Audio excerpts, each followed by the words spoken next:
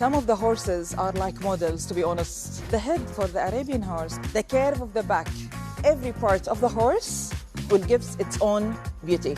Most species that lives here are extraordinary because we have here the Gulf is a very special ecosystem. The animals that lives here need to have a physiological adaptation for the intense salinity and for the intense temperature. Hello, welcome to Qatar 365 with me, Adil Halim. On this episode, we take a closer look at Qatar's efforts to preserve its unique wildlife and natural heritage, from falcons soaring in the sky to marine life in the country's coastal waters. But first, Ioana Hughes visits the Qatar International Arabian Horse Festival to learn all about an animal that's been roaming the country's desert lands for millennia. Celebrated for their endurance, fiery temperament and striking physical features, few animals are cherished more in the Middle East than Arabian horses.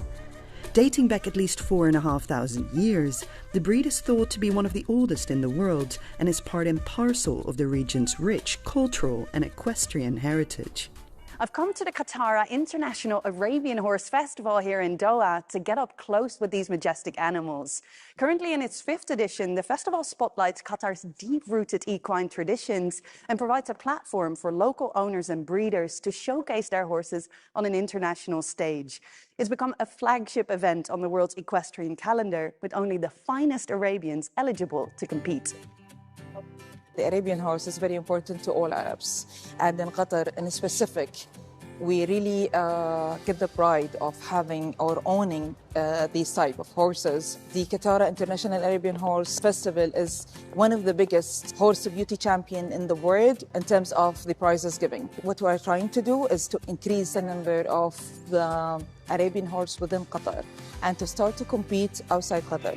We need really to keep the clear breed of this horse, and we need to encourage it more by having special championship for these horses only. Judges have their work cut out for them as the competition in the various categories is fierce. With so much refinement and beauty on display, it's hard to imagine that these horses' striking physical attributes are the result of the harsh desert climate in which the breed evolved. Some of the horses are like models, to be honest. The head for the Arabian horse, you will notice that the head, it's a bit smaller than the other horses. And the nostrils of the horse also is different than the normal horses, which it's a bit bigger. The mouth as well, the curve of the back and the tail upwards. Standing in a position, it's a model. When you see it, it's a model. So every part of the horse will give its own beauty. The Qatar International Arabian Horse Festival isn't just about the action in the arena. There are plenty of equestrian activities on offer for horse lovers of all ages, including saddle painting, art exhibitions and educational workshops. It's a festival that's as much about celebrating the beauty of the breed today as it is about preserving the legacy of these prized animals that for thousands of years have roamed the ancient desert sands of the Arabian Peninsula. Now, from preservation initiatives on land to efforts to document Qatar's rich marine life. Every year, from April to September, just off the country's northwest coast, the Arabian Gulf is home to an incredible natural phenomenon, one of the largest gatherings of whale sharks. They're just one of many sea animals found in Qatar's territorial waters. Professor, Qatar University plays a key role in documenting the country's rich marine life. What are some of the most extraordinary creatures that either pass through or live in the country's coastal waters? In my opinion, most species that lives here are extraordinary because we have here the Gulf is a very special ecosystem. We have one of the most extreme, higher salinity and higher temperature waters in the world. So the animals that lives here need to have a physiological adaptation for the intense salinity and for the intense temperature. So the coral reefs here, in my opinion, are the most extraordinary one. And they survive to temperature that most corals in the world are dying. Then we have the other animals that surrounds here, and including the animals that enter the Gulf to search for a better condition for reproduction, for nesting like the sea turtles. So Qatar is home to one of the largest congregations of whale sharks. What is it about the natural environment that exists here that brings these majestic creatures to Qatar? Honestly, nobody knows exactly why they are here. We know that they might have a good food resource, so they have a great amount of food available, and in certain mode they feel protected in this region. And it's interesting because they search the region here in the summer, the most extreme temperatures, but it still is not well defined why they are here and why make this region so special. So what are some of the biggest threats Qatar faces when it comes to marine biodiversity and its ecosystem? Like we said, here is one very extraordinary environment with really high temperature. But the temperature, it's passing really above what used to be very high. So what used to reach 36, 35, now is keeping, let's say, 36 for 3 months sometimes. So this is a great threat.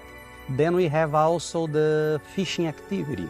Some fishing activity are really compromising the ecosystem, and the ghost nets as well. We see a lot of turtles dying in that, a lot of marine life are dying because sometimes the fishermen lost their gear, and then when we are diving, we find the gear like covering coral reef zones. Some of the species in Qatar's water are now endangered or vulnerable. What's the country doing to preserve and restore these, the environment for these creatures? We are beyond the moment of only preserving. We need to actively restore the ecosystem, especially the key ones that are the oyster beds and the coral reefs. Because the marine life here, all the male turtles, for instance, in the reproduction time, they are above the coral reefs. The dolphins, they are linked to the coral reefs. Like in theory, one of the main food linked to the whale sharks are linked to the coral reefs as well. So yes, if we focus in restoring oyster bed and coral reefs, is the main solution to recover the ecosystem.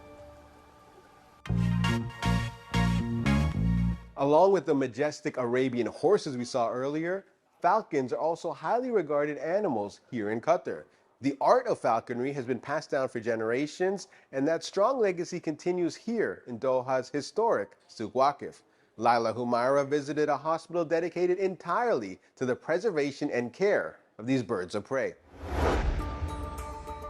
Just like a regular clinic, these patients are waiting for their turn with the doctor. Some are coming in for a routine checkup, while others need to fix a feather or two. This is the Souk Waqif Falcon Hospital, a one-of-a-kind clinic that also houses a falcon museum. We have 2 operation theaters, one for orthopedic and one for soft tissue surgery. From diagnosis to treatment to supportive service like the microchip or ID or passport or anything else. In the hospital, we have a software, a unique medical system which will be storage all data of that falcon science 2008 until now. Falconry is a tradition many Qataris like Misnet Al-Mohannadi was born into. Once used by past generations to hunt for food, the falcon has become an expensive symbol of status and an enduring cultural heritage. I was like 6 to 7 years old. First, they teach you to be, like to give respect to that bird, and it has to be a bond with you and the falcon. Building trust with a wild animal is a long and time-consuming process, and a big part of that is learning how to care for the falcon. In addition to providing medical care and surgery for the falcons, the hospital also has labs capable of gene sequencing, clinical tests, and vaccinations to make sure that the highly revered birds are in the best of health when they soar high in the sky. Majestic, agile, and intelligent, the falcon is a natural predator. While hunting is in its DNA, the secret of the falcon's skills is in its anatomy. The falcon is a unique bird. It's a very strong bird. For the nostril, you have a small bone in the center, which will give him the opportunity to the air when he's stopping, the air coming like a cylinder, become hot and relax with a slow flow to the lung. He have 9 air sacs, which will be like a bank of oxygen when he wants more oxygen. A hunter is only as good as his tools, So it's no wonder the falcons also get their beaks and talons maintained at the hospital. Depending on what breed the falcons are, the most common being peregrine, sucker, and gyr, the birds of prey are known to fetch up to millions of dollars in the market. So the most common will be like 5,000 riyals. It's going to be like it's going to be $1,000 and until $1 million. There is a lot, expensive falcons that's really expensive. It's like, it's like buying a house. The Suq Waqif Falcon Hospital also took part in a pioneering genome project aimed at sequencing different breeds to develop new ways of identifying falcons and overcoming potential diseases. We can now, by the genome, by genes test, we can know that falcon which will be pure, sucker or peregrine or gyr, or maybe hybrid. And at the same time that they open to you the door for a lot of benefits, like, what is the gene in the gyr falcon can give you suspected tumor that disease than the peregrine falcon in this disease. In March, the Convention on International Trade in Endangered Species of Wild Fauna and Flora, or CITES, opened an office at the hospital, which will facilitate the international transit and movement of falcons, boosting the country's contributions to the protection of animals and further putting falconry in Qatar on the wings of honor, prestige, and tradition. From majestic Arabian horses roaming on land to marine life swimming underwater and falcons soaring in the skies above, we hope you enjoyed this look at Qatar's wildlife preservation efforts. But that's all the time we have for now. For more, check out Euronews.com and connect with us through our hashtag. Thanks for watching, and we'll see you next time on Qatar 365.